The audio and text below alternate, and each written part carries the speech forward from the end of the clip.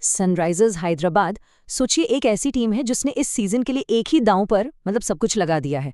उनकी जो स्ट्रैटेजी है ना वो एकदम सीधी है, लेकिन उतनी ही जोखिम भरी, और बस यही बात इसे बहुत दिलचस्प बना देती है। और उनकी पूरी की पूरी सोच बस इस एक बयान में सिमट जाती है, हमें 160 नहीं, हमें 260 चाहिए। समझिए, ये सिर्फ एक टारगेट नहीं है, ये तो उनके क्रिकेट खेलने के अंदाज का, उनके फिलॉसफी का खुला ऐलान है। तो इसी वजह से उन्हें कहा जा रहा है तबाही के सौदागर। ये सिर्फ एक टीम नहीं है, ये क्रिकेट की एक ऐसी विस्फोटक सोच के रखवाले बन गए हैं जो कहती है मारो या मरो। उनका पूरा गेम प्लान ना इसी एक आइडिया के इर्द गिर्द घूमता है, फायरवर्क्स ब्रांड ऑफ क्रिकेट। मतलब एक ऐसी स्ट्रैटेजी जहां डिफेंस का सबसे अच्छा तरीका है और ज्यादा अटैक करना, रुकना नहीं है, बस मारते जाना है। तो चलिए सबसे पहले बात करते हैं उनके सबसे बड़े हथियार की, वो चीज जिस पर उनका सारा दांव टिका है, उनकी अनस्टॉपेबल, उनकी खतरनाक बैटिंग लाइनअप। और ये हैं वो खिलाड़ी जो इस तबाही को मैदान पर अंजाम देते हैं। Travis head, Abhishek Sharma, Heinrich Klaasen, मतलब एक से बढ़कर एक नाम। ये वो हिट स्क्वाड है जिनसे दुनिया के बड़े बड़े गेंदबाज भी खौफ खाते हैं। अब जरा इस नंबर को देखिए, 224। ये अभिषेक शर्मा का पिछले 10 T20 मैचों का स्ट्राइक रेट है, मतलब हर 100 गेंद पर 224 रन। ये दिखाता है कि वो किस तरह की तबाही मचा सकते हैं। और रुकिए, कहानी यहीं खत्म नहीं होती। वो अकेले नहीं हैं, उनके साथ हैं हेनरिक क्लासन, जिनका स्ट्राइक रेट है 191 का। ये बताता है कि इस टीम की बैटिंग में गहराई कितनी ज्यादा है।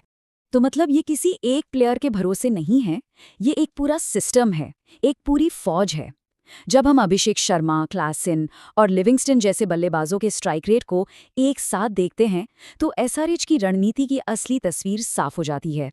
लेकिन यहीं पर कहानी में एक बहुत बड़ा ट्विस्ट आता है। सवाल ये है कि इतनी जबरदस्त फायर पावर के साथ अपोजिशन को रोकेगा कौन?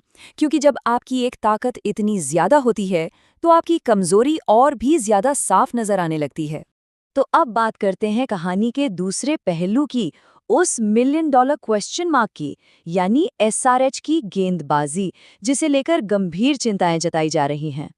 देखिए, यही इस टीम का सबसे बड़ा कॉन्ट्रास्ट है। जहां उन्होंने बैटिंग को और मजबूत करने के लिए 13 करोड़ रुपए तक खर्च कर दिए, वहीं उनकी बॉलिंग यूनिट ने एक्सपर्ट्स के मन में कई सवाल खड़े कर दिए हैं। और ये टेबल, ये दो विभागों की कहानी खुद बयां कर रहा है।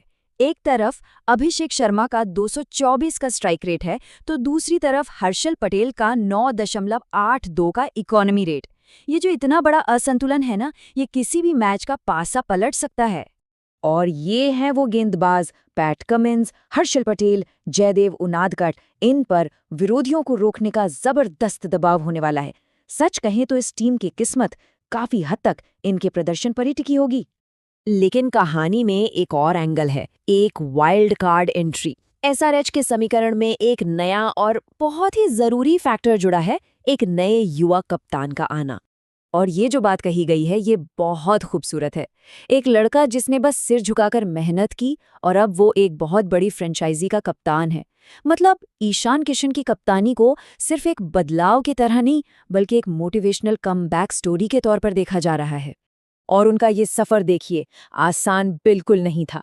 2020 में मुंबई इंडियंस के स्टार खिलाड़ी, फिर एक ऐसा दौर आया जब वो सुर्खियों से दूर थे, मेहनत कर रहे थे, और फिर 2026 में कप्तान बनकर सैयद मुश्ताक अली ट्रॉफी जिताई। आज वो एसआरएच के कप्तान हैं। ये सफर उनकी हिम्मत और लीडरशिप क्वालिटी को दिखाता है।